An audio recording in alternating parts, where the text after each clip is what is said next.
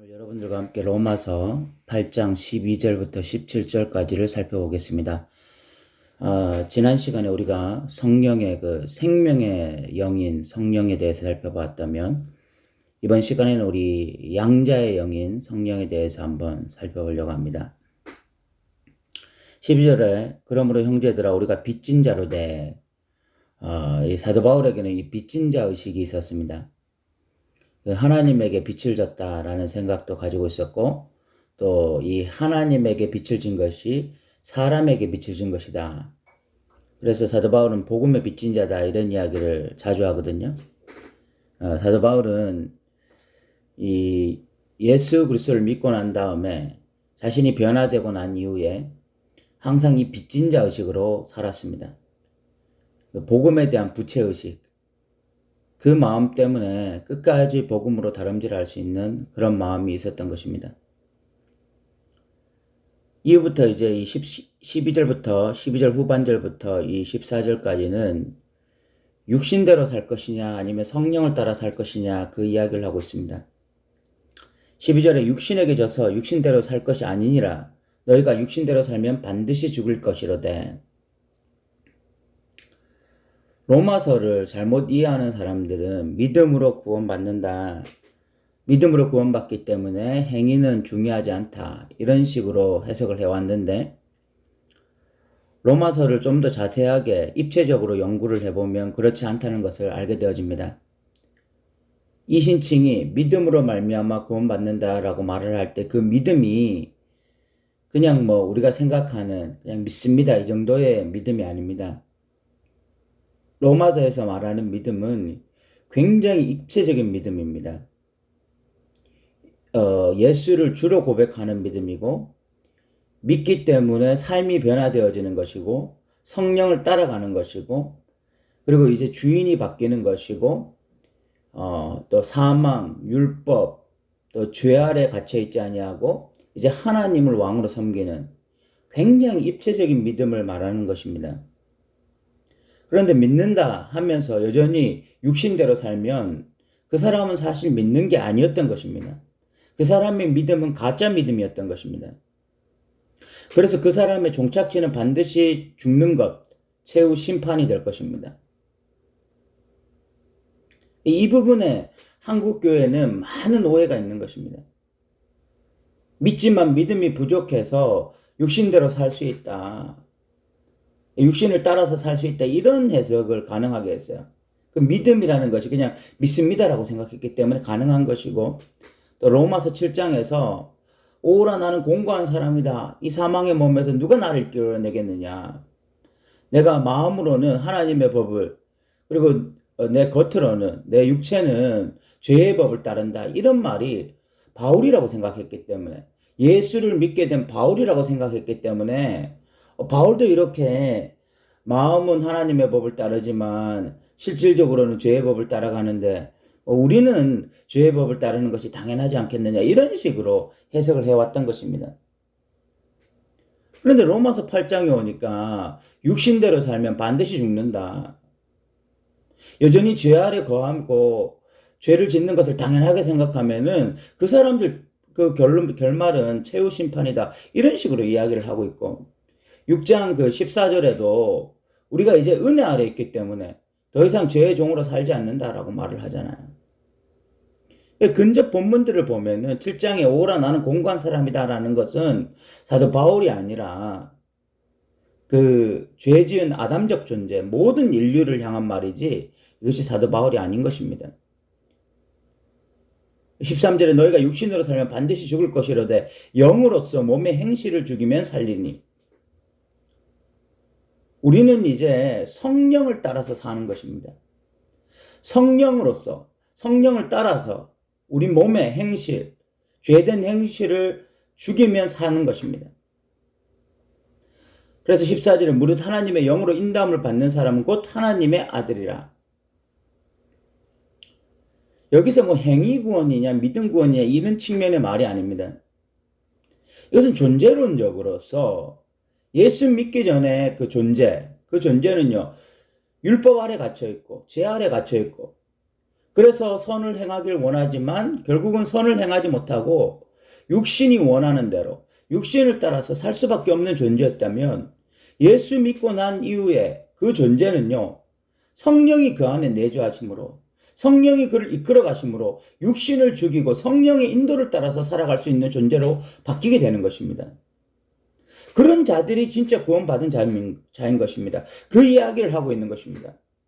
성령을 따라서 살다 보면 당연히 성령의 열매들을 맺게 되는 것입니다. 하나님이 기뻐하시는 삶의 열매들을 맺게 되는 것입니다. 그 열매들을 맺는 사람들이 하나님의 백성이고 또 구원받는 자들인 것입니다. 이것은 행위 구원을 말하려고 하는 것입니다. 아닙니다. 그런 행위가 있어야 구원받는다 이런 이야기가 아닙니다. 존재가 바뀌었기 때문에 옛사람이 죽고 새사람이 되었기 때문에 새사람에 맞는 그냥 행동들이 나타나는 것을 의미하는 것입니다. 그리고 그런 행동들이 나타나야 새사람인 것이죠. 이런 부분에 너무 많은 오해가 있었고 너무 많은 혼돈이 있다 보니까 믿음은 있지만 성령을 따라 살지 않아도 된다라고 하는 괴이한 신학이 나오게 된 것입니다. 그냥 믿기만 하면 된다. 그럼 다 되는 것이다. 그럼 도대체 그 믿음이라는 것이 무엇인지 알 수가 없어요. 믿는다고 하는데 성령을 따르지 아니하고 성령의 열매가 나타나지 아니하고 그래도 그 사람은 믿기 때문에 구원받는다. 이런 식으로 해석이 가능했기 때문에 그 믿음이라는 것이 도대체 어디에서 나온 믿음인지 로마서에서 말하는 믿음도 아니고 갈라디아서에서 말하는 믿음도 아니고 성경 도대체 어디에서 말하고 있는 믿음인지 모르겠어요. 사실은 그렇게 주장하는 것은 우리 정통 기독교가 아니라 구원파에서 그렇게 말을 하고 있는 것인데 여러분들이 이번 로마서를 통해서 믿음의 정의가 분명해지고 그 믿을 때 새로운 존재가 된다는 것이 무엇인지에 대해서 분명해지길 바랍니다. 그래서 우리가 육신을 따라 살면 믿는다라고 말하면서 육신을 따라 살면 그 사람의 종착지는 사망입니다. 구원받지 못하는 것입니다. 믿는다라고 말을 하는 사람은 반드시 성령을 따라서 살아가게 되어 있습니다.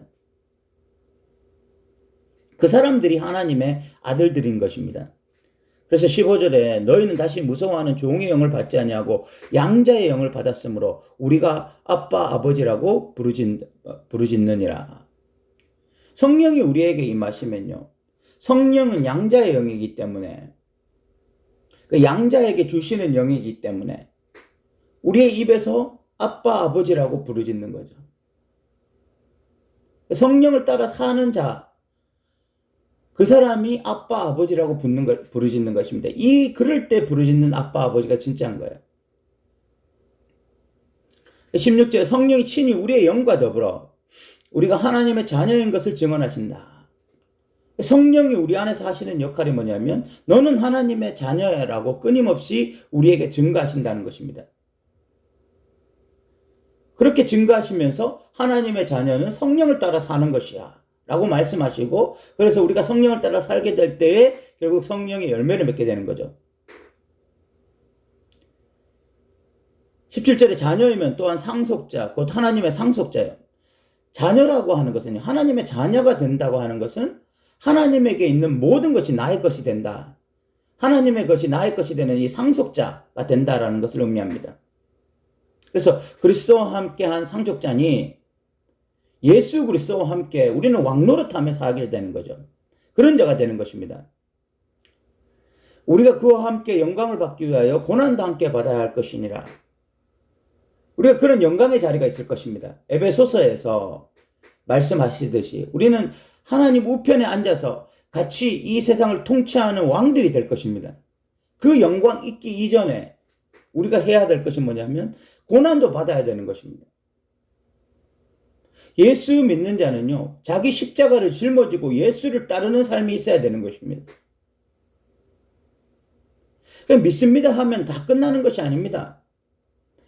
믿는 자들은요, 고난의 삶이 있습니다. 예수 믿기 때문에 이 땅에서 여러 가지 고난과 어려움들을 당하는 것은 당연한 것입니다. 그리스도인에게 고난은 선택 과정이 아니에요. 필수입니다, 필수. 필수 과정을 마치고 난 이후에 나타나는 것이 바로 이 영광이거든요. 12절부터 17절까지를 다시 정리하면 우리는 이제 양자의 영을 받았습니다. 그래서 육신대로 살지 않습니다. 육신이 원하는 대로만 살지 않습니다. 그 사람들은요, 하나님의 백성이 아닙니다. 믿는다라고 말하지만 육신대로 사는 자들, 육신의 정욕을 따라 살고 죄의 정욕을 따라 살아가는 자들은 하나님의 백성 아닙니다. 하나님의 백성들은 이제 성령을 따라 살아가는 자들이고 그 성령에 따라 살아가는 자들을 통해서 하나님의 아들인 것을 증명하는 것입니다. 성령을 따라 살아가는 자들에게 성령이 말씀하십니다. 너는 하나님의 자녀야. 너는 하나님의 백성이야. 그것을 통해서 우리는 하나님을 향하여 아바 아버지라 부르짖게 되는 거죠. 그러나 자녀라면 그 미래에 있을 그 영광스러운 구원, 그 구원을 통해서 온 세상을 예수 그리스도와 함께 통치할 것을 소망하며 살아가는 우리는 이 땅에서 능히 고난받기를 기뻐하는 것입니다. 예수 믿는 것으로 인해서 고난받는 것을 기뻐하는 것, 이것이 또한 하나님의 자녀의 영광스러운 특권입니다. 사랑하는 성도 여러분, 로마서가 잘 이해되어지기를 바랍니다. 그냥 믿으면 의로워져, 믿으면 의롭다함을 받는다. 이 이신칭의가 로마서의 전부가 아닙니다. 믿을 때 죄의 종으로부터 또 율법의 종으로부터 사망의 종으로부터 벗어나고 이제는 은혜의 아래에 있게 되어지고 하나님을 왕으로 섬기게 되어지고 성령을 따라 살아가게 되어지고 그래서 성령의 열매를 맺게 되어지고 그리고 하나님의 자녀답게 고난도 받게 되어지고 이런 이야기를 하고 있는 것이 로마서입니다. 훨씬 더 우리가 생각하는 것보다 훨씬 풍성한 이야기, 믿을 때 그런 풍성한 이야기로 넘치는 것이 로마서입니다. 로마서를 통해서 믿음에 대한 재정립이 있기를 바라고 믿는 자의 삶의 그 입체적인 그런 삶의 모습들이 우리에게도 나타나기를 소망합니다. 오늘 또 들어주셔서 감사합니다.